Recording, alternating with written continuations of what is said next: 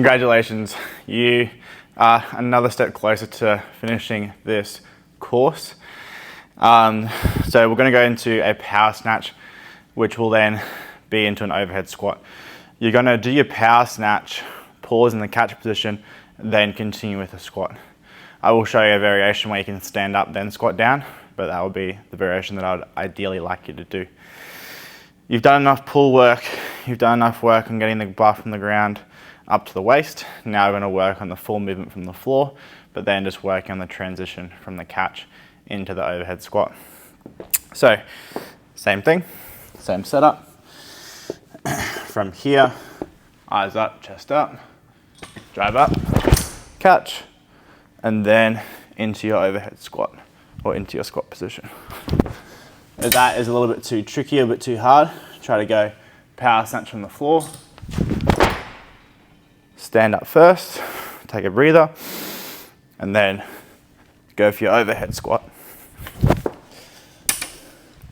And that's going to be the main part for this now.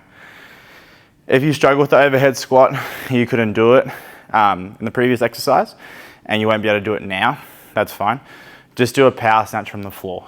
Work on that for a few months, for example, and then as your squat mobility gets better, then you can link this in. You don't have to go straight to the full snatch, you could just do the power snatch. From the side, what it looks like. Set up, same thing as the pull and all the other movements. From here, catch, and then straight in to your squat. One more time. Here, up. Remember, you can stand up first, have a breather, and then squat down, or you can pause in the catch and then go straight down with the bar. So really good work for getting this far. Should be clicking a lot more now, should be feeling pretty smooth. Remember, with our power snatch, I want some contact, getting that bar through past the hips, stretch up, get as tall as you can. You are allowed to go into the toes now, and I want to see it have a nice fluid motion. And we'll talk about a few mistakes in the next part. Now for some common mistakes in so like a power snatch or overhead squat. Not a big deal, but as I've said before, weightlifting shoes can make a really big difference. I wouldn't really be able to squat overhead very effectively without them. So I would recommend using them if you have them. But you can do this movement with just normal trainers on. So common mistake is people forgetting the foundations, so forgetting the first few bits. Remember, get your setup the exact same. I'm going to be quite annoying about this. That is key. If you can keep your hands the same, feet the same, everything locked in and dialed in, it makes everything flow really well. Now you are getting into the power snatch. Try not to rush. Don't overcomplicate or overthink it. You want it to feel very similar to the other movements you've done. Making sure the criteria checklist you have, you're getting contact, you're feeling like you're extending all the way, you're following through with the arms and receiving the bar in a good position. So from here, again, going to our setup, I don't want to see something like this where you're all loose and then all of a sudden you're trying to put all your force into the bar. The thing I want to see is keeping your position well, but then push a little bit to create tension with your legs, then go into your overhead squat or into your power snatch. For your overhead squat, breathe. Remember, you can have a break between, push into the bar, stay tight with your shoulders, like kind of stay active, pushing up, and then standing up here. I guess what I mean is if you kind of sink down a bit, it may not be as steady as if you push up and back slightly.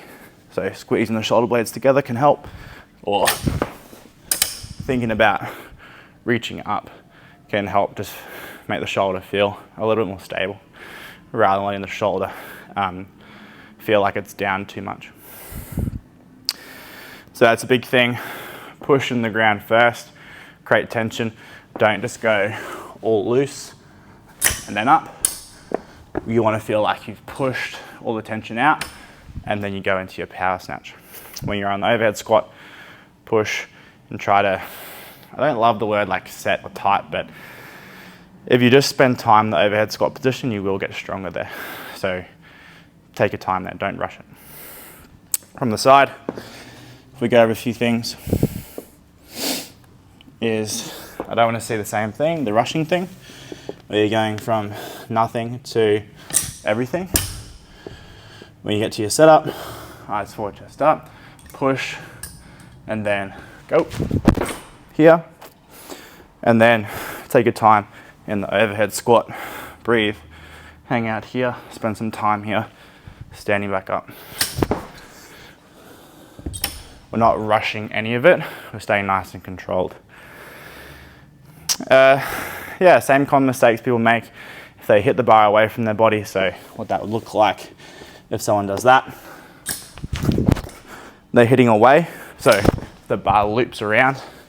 If their bum shoots off the floor like this, or if their knees stay too far over, these are all the same common mistakes that lead into the snatch. So if you shoot off the floor with your hips too high, it makes it really hard. Then if you keep the knees too far over, then you're not getting the hip contact. So some things like that, if you feel like you're making those mistakes earlier on, those are the downstream effects when you receive the barbell. Not too much else to mention.